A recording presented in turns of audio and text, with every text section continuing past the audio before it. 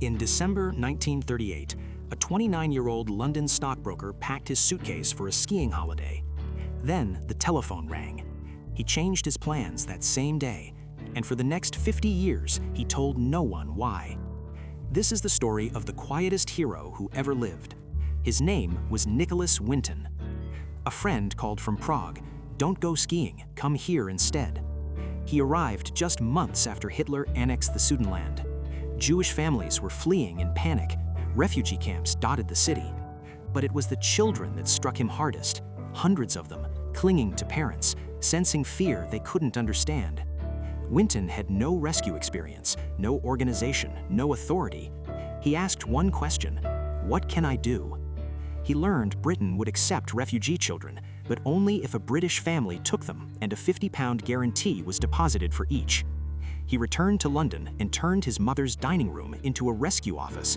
Papers covered the table, photographs of children spread across the floor. He wrote to anyone who might help: churches, civic groups, strangers. Some ignored him, others answered.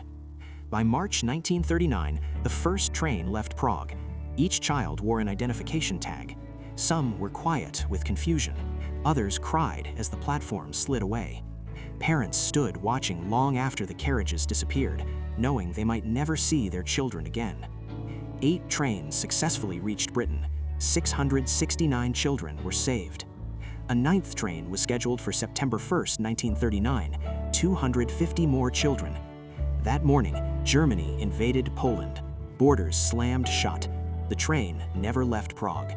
Of those 250 children waiting to board, only 2 are known to have survived the war.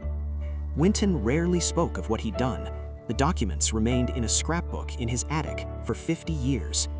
In 1988, his wife found the scrapbook and contacted the BBC. Winton was invited to a television program called That's Life. He didn't know why. The host told the story of a young British man who rescued children from Nazi Europe. Then she revealed his name. "Is there anyone here tonight who owes their life to Nicholas Winton?" The woman beside him stood, then another, then another. Within seconds, rows of men and women across the studio were on their feet, now in their 50s and 60s. Teachers, doctors, parents, grandparents. Decades earlier, they had been the frightened children wearing tags on trains leaving Prague. Winton wept. For the first time, he could see what those lists had become. Not numbers, lives, families, generations.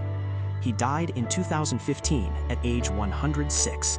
The 669 children he saved had grown into a family of more than 6,000 descendants. All of them trace back to one moment in 1938, a phone call, a changed travel plan, and an ordinary young man who refused to look away. He didn't set out to be a hero, he just answered a phone call. So here's the question. When the call comes, the one you're not expecting, the one that asks you to change everything, will you answer?